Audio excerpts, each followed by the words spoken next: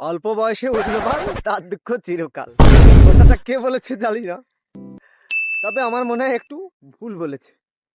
কথাটা যদি বলতো অল্প বয়সে উঠলো বাল, মনে হয় শুধু গান বানানোর তাল। কথাটা কেন বলছি সেটা এই ভিডিওটা দেখো, তাহলেই বুঝতে পারবে।